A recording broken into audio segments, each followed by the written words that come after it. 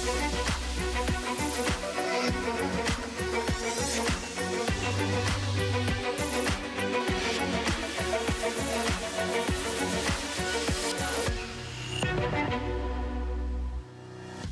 morning. It is Thursday, the 27th of November. I'm Maeve McMahon, and this is Europe Today, Euronews' daily live fix of European news and analysis.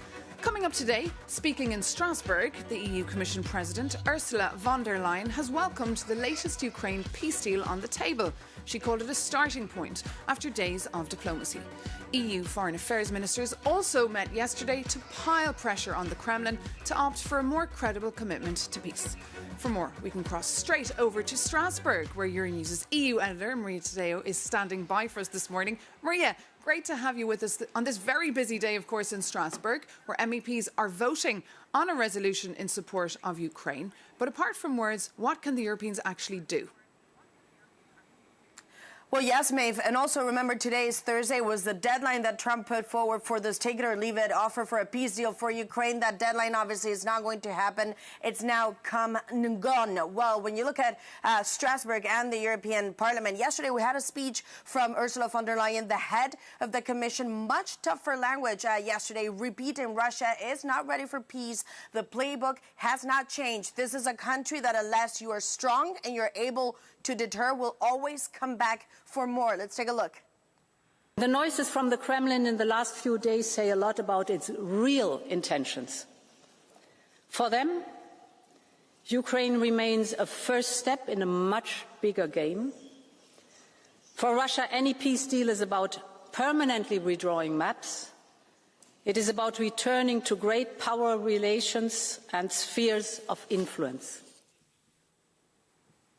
That was, of course, Ursula von And that was Ursula von der Leyen, the head of the European Commission. Of course, in the speech, Maeve repeating that Ukraine is just or could be just the first step for Russia. The Russians want a return of great power politics and power blocs. Now, the Commission also saying on different terms that they want to see the European Union have a bigger say at the table. The head of the Commission repeating those conditions. Anything related to the EU will have to be negotiated by the EU. We need to be at that table. Also repeating the borders cannot be changed by force. Interestingly, Ursula von der Leyen repeated that the Ukrainian army is a decision from the Ukrainians. Russia cannot impose a limit. So this is much tougher language from the head of the Commission. Obviously, the question now is, if the ideas are so clear, the plan is so clear, why did the Europeans not put this forward a week ago when they were caught completely off guard by this 28-point plan negotiated by the Russians and the United States, which we know now is in full negotiation, and the Europeans argue can still be improved further? That is indeed a very good question. But what about the Russian frozen assets, Maria? The 140 billion euros that's blocked here in Belgium. Are we any closer to a resolution? Well, and that is really a flashpoint. It was yesterday in Strasbourg. It was something that I really, you could really feel and detect this growing frustration now when it comes to the Belgians, almost exasperation.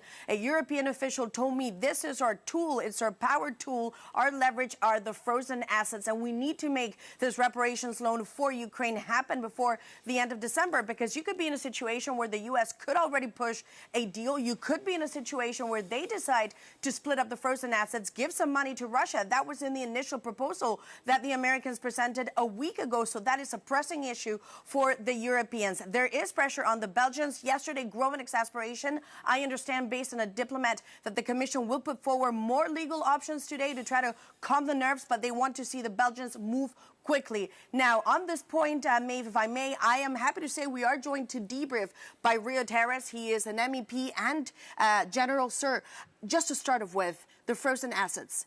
Why is this not moving? Does it need to move? Of course it does. We are already too late. We are years too late. We need to very quickly start to get us together and find the finances. We don't tell me that the European Union with 500 million people and with a GDP of 29 trillion is not able to support Ukraine with a much smaller amount. I mean, we are right now supporting Ukraine just by 0.25% of our GDP. Is that enough? No, it's not. We need to move. It's a very fair question, but some would argue the answer is the European leadership is weak. That's why decisions are not being made. A lot of talk, very little action. Yeah, and the European nations, European people do not understand the urgency of the situation. It's not just about Ukraine. But today, at the current moment, it is just about Ukraine, because Ukraine is under heavy pressure before the winter time. Russia is putting lots of pressure on the front lines. We need to act right now, very quickly. When the head of the Commission yesterday said this is a very crucial moment and Russia, the playbook has not changed, what does that mean? And does it mean now that we enter full confrontation with them? That can happen on the battlefield. You're a general, you know that. Russia only understands power. That means what? It means that we need to get ourselves much more powerful on the military side. We need to act in support of Ukraine. We need to send finances and weapons to Ukraine. We need to show Russia there's no way that Russia can go further. Some would argue, however, the war cannot at this point be won on the battlefield. It has to be negotiated. The Americans seem to believe that. What about you? Well, the Americans believe everything that Putin says. What do you mean by that? I'm very surprised that Trump runs like an errand boy for the Putin's capitulation plan, which we have seen, 28-point plan, which was a clear Russian plan how to capitulate, to make Ukraine to capitulate. It has nothing to do with the reality, and it violated all the international rules and regulations we have had till now. So for me, Trump is just weak of taking from Putin everything. So how do we get to that point then? Because if the Russians have the ear of the U.S. president, it means that the Europeans did not do their job diplomatically then. Absolutely, not diplomatically, but on the front line also. We have not supported with enough weapons and ammunition Ukraine. A nation, we are the second largest economy in the world. And if somebody tells me we are not able, it's not about we are able, we are not willing, and that is the problem. Well, thank you so much. And of course, is that the problem that has been the question here in Strasbourg? Of course, as negotiations continue, but you see exasperation at the lack of action, especially when it comes to those frozen assets. Indeed. Maria Tadeo, Euronews EU editor, thank you so much for that update from Strasbourg. Now, in other news, last night, as Americans were getting ready to celebrate Thanksgiving, which is today, of course, a shooting took place just a stone's throw from the White House. As far as we know, 2 National Guards are injured. For more on this story, we're joined now in our studio here by our US politics experts. That's Stefan Kobe. Good morning, Stefan. So just tell us what exactly happened. So what happened was that as Washington was winding down its operations because of Thanksgiving, as you said, a gunman opened fire at 2 members of the National Guard at Farragut Square. This is 2 blocks from the White House, maybe a 2-minute walk if you walk slowly. It's an area surrounded by government buildings, by banks, by lobbying firms, by think tanks, by NGO headquarters. And this is where the gunman opened fire at the 2 Guard members. Both were severely injured. It was first announced that they were killed by the governor of West Virginia because both members, a man and a woman, were from the West Virginia National Guard doing duty in Washington, D.C. The gunman was also shot and subdued by law enforcement moments after it happened. We're still at the beginning of the investigation, but this is what happened actually yesterday at an afternoon, busy afternoon in Washington. But you say gunman, so do we have already details on the perpetrator? We do have some details. We know that it's a 21-year-old man from Afghanistan who came to the United States in 2021 as part of this big wave of Afghan refugees who left the country when the U.S. military operations were ended and the U.S. troops withdrew from Afghanistan. What was his motive? We don't know. We can only speculate. Authorities said, the mayor of D.C., for instance, said that it was a targeted attack. Now, did he target National Guard members at random? Did he target these 2 people in particular? We don't know yet. As I said, we're at the beginning of the investigation here right now. OK, we can keep an eye on that story. For more, of course, do take a look at Stefan's story on Euronews.com. And thank you so much for being with us. But for now, with so much turmoil in the world today, there is one man hoping to use his soft power for change. Pope Leo has set off on a 6-day visit to the Middle East. It's his first ever foreign trip since his election. Ida Sanchez has the story. Your first trip abroad is always an important moment, even more if you're the newly elected Pope.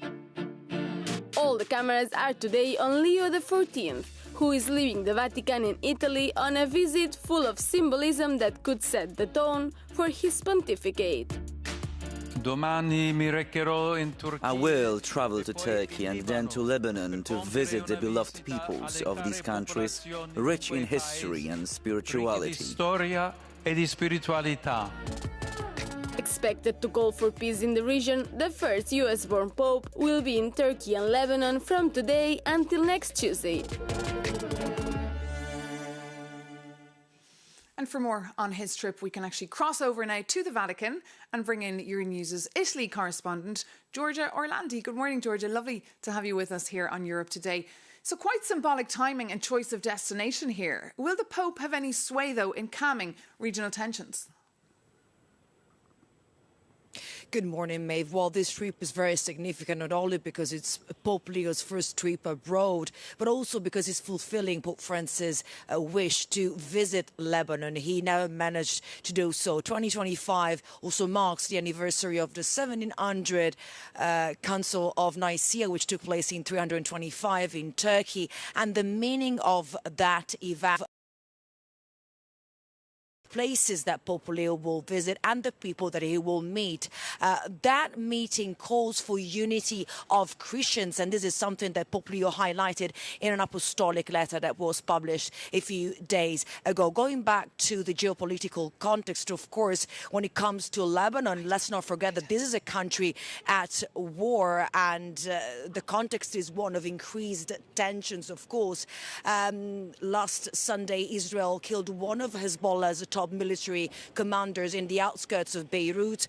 Israel's airstrike in southern Lebanon have continued despite a U.S. brokered truce. So, of course, the context is very, very tense, and local authorities do hope that the Pope's visit will bring calm to the region. And although the Pope will not touch on these issues, of course, his message of unity and peace will be perceived as a way to encourage both sides to go back to the negotiating table. Maeve?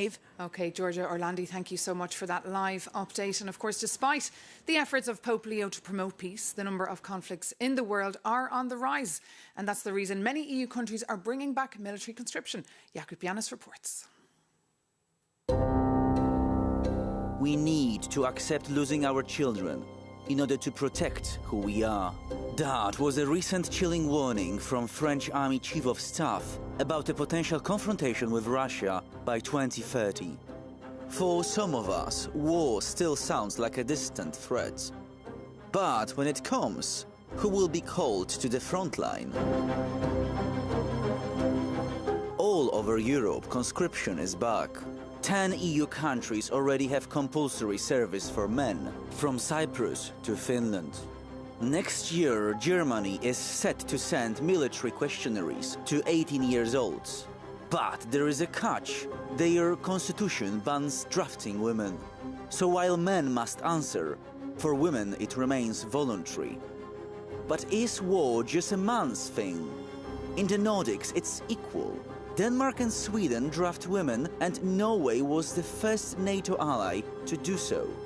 And in Ukraine, over 70,000 women serve, with 20,000 in combat roles. That is almost equal to the entire combined armies of Belgium and the Netherlands.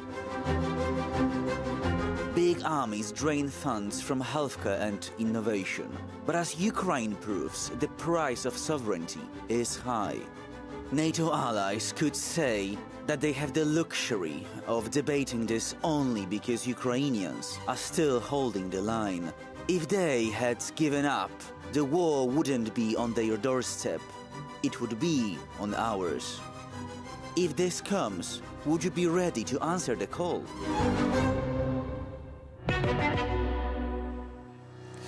Would you be ready? Do let us know. You can write to us always here on Europe Today at euronews.com. But that does bring this edition to an end. For more news and analysis, do check out euronews.com, or you can take a look at our app and download it.